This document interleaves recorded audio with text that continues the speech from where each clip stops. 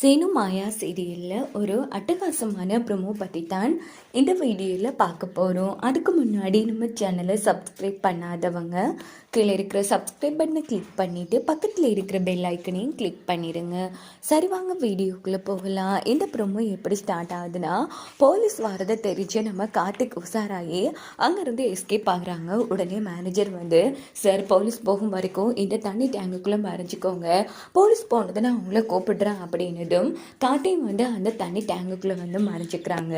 இங்கே பார்த்தோம்னா போலீஸ் வந்து எல்லா இடமும் தேடி பார்த்துட்டு உடனே மேனேஜர்கிட்ட வந்து, சார் யாரோ தப்பான தகவல் சொல்ல இருக்காங்க, இங்கே எங்கேயுமே இல்லை அப்படின்னதும், இங்கே பார்த்தீங்களா சார், எங்களோட நேரத்தையும் வீணடிச்சு உங்கள் நேரத்தையும் வீணடிச்சிருக்கீங்க, எதுக்கு சார் இப்படி பண்ணீங்க, நான் தான் சொன்னல ஆரம்பத்திலேயே இப்படி ஒரு விஷயம் இங்கே இல்லை அப்படின்னதும், சாரி சார், உங்கள் ஹோட்டலில் இருந்து தான் எங்களுக்கு ஃபோன் வந்துச்சு, அதனால தான் நாங்களும் இப்படி சர்ச் பண்ண வேண்டியதாகிடுச்சு, சரி மன்னிச்சிடுங்க அப்படின்னுட்டு அவங்க அங்கேருந்து கிளம்பினதும் மேனேஜர் வந்து கார்த்தியை கூப்பிடுறாங்க.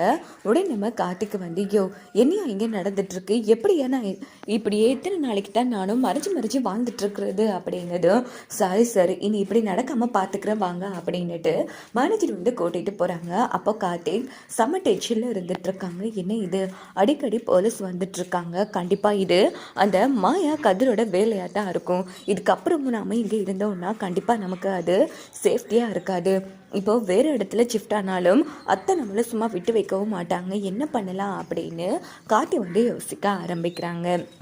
இந்த பக்கம் பார்த்தோன்னா, இதுவும் சொதப்பிடிச்சு, ஆனால் கண்டிப்பாக உன் மனசுக்குள்ள ஒரு பயம் வந்திருக்கும்டா, நீ எப்படி இந்த ஹோட்டலை விட்டு வெளியில் போகிறேன்னு நானும் பார்க்குறேன் அப்படின்ட்டு மாயா வந்து அவங்க வீட்டுக்கு கிளம்பிடுறாங்க.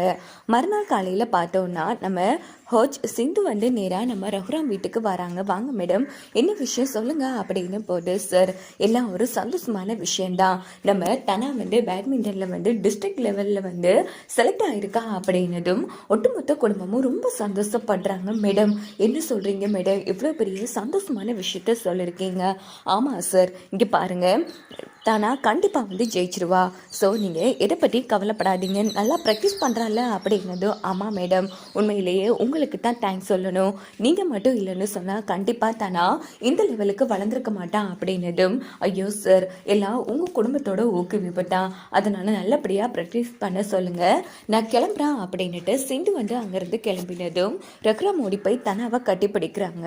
உண்மையிலேயே ஒன்று நினைக்க எனக்கு ரொம்ப பெருமையாக இருக்குமா தானா, இந்த ஊருக்குள்ளே வந்து என் மான கௌரவம் எல்லாமே போயிட்டு மறுபடியும் அதை கொண்டு வர வேண்டியது உன்னோட பொறுப்புமா, இப்போ அது எல்லாம் உன் கையில் தான் இருக்கு அப்படின்னதும், அப்பா நீங்கள் இதை பற்றியும் கவலைப்படாதீங்கப்பா, மறுபடியும் நீங்கள் இழந்த கௌரவத்தை கண்டிப்பாக நான் விளையாடி ஜெயிச்சு கொண்டு வருவான் அப்படின்னதும் ரகுராம் வந்து ரொம்ப சந்தோஷப்படுறாங்க. இங்கே பார்த்தோன்னா பத்மா பார்வதி வந்து வாழ்த்துக்கள் தானே அப்படின்னுட்டு போகிறாங்க. அதே மாதிரி மணியும் சிவாவும் வந்து விஷ் பண்ணதும் இந்த பக்கம் ஜானகியும் மாயாவும் வராங்க. இங்கே பாரு தானா, இப்போ உன்னோட குறிக்கோளே இந்த விளையாட்டில் ஜெயிக்கணும், நீ முக்கியமாக கதிரம் மனசில் வச்சுட்டு விளையாடு, கண்டிப்பாக நீ விளையாடி ஜெயிச்சதும் உன் ஆசையை வந்து நம்ம பெரியப்பா வந்து ஏற்றுப்பாரு, புரியுதா அப்படின்னதும், அம்மா மாயா என் அப்பா இழந்த கௌரவத்தையும் விட்டு கொடுத்து அதே போல் நான் கதிர் கூடையும் சேர்ந்து வாழணும், ஏன்னா கதிர் நம்ம வீட்டுக்காக எவ்வளவோ பண்ணியிருக்கான், கண்டிப்பாக நானும் கூட சேர்ந்து வாழணும்னா இந்த விளையாட்டில் ஜெயிக்கணும், அதுக்கு கண் முழிச்சாவது நான் நல்லபடியாக ப்ராக்டிஸ் பண்ணுவேன் அப்படின்னு தானா வந்து ரொம்ப கான்ஃபிடெண்ட்டாக பேசிகிட்ருக்காங்க. ஆமாம் தானா, உன் மனசில் எந்த கவலைகளும் எந்த பிரச்சனைகளையும் வச்சுக்காம கதிரை மட்டும் நினச்சிட்டு விளையாடு, கண்டிப்பாக நீ தான் ஜெயிப்ப, புரியுதா அப்படின்னதும் தானா ரொம்ப சந்தோஷப்படுறாங்க. இதோட பார்த்தோன்னா இந்த ப்ரோமோ வந்து முடிச்சிடுது. ஸோ இதுக்கப்புறமா என்ன நடக்கலாம்னு பார்க்கலாம் வாங்க. எப்படியோ தனா வந்து விளையாடுற விஷயம் புவனேஸ்வரி காதுக்கு போகும். யார் மூலமானா நம்ம ரகுராம் வீட்டில் இருக்கிற பத்மா பார்வதி மூலமாக. ஸோ சம்டைம் வந்து இவள் ஜெயிக்கக்கூடாதுங்கிறதுக்காகவும் நம்ம ரகுராமுக்கு மறுபடியும் இழந்த கௌரவம் கிடைக்கக்கூடாதுங்கிறதுக்காகவும் தனாவை ஜெயிக்க விடாமல் இருக்கிறதுக்காக எதுவும் சதித்திட்டம் பண்ணலாம் நம்ம புவனேஸ்வரி. அப்படி இல்லைன்னு சொன்னால் கண்டிப்பாக நம்ம தனா பற்றிய வீடியோவோ இல்லை தனா பற்றிய உண்மையை வந்து ரகுராம் கிட்ட சொன்னாலும் கண்டிப்பாக ரகுராம் தனா ஜெயிச்சாலும் கண்டுக்க மாட்டாங்க. ஸோ அப்படி ஒரு வேதனையை வர வைக்கிறதுக்காகவும் புவனேஸ்வரி வந்து தனா கார்த்தியோட காதலை உடைக்கிறதுக்கு அநேகமான வாய்ப்புகள் இருக்குது. ஸோ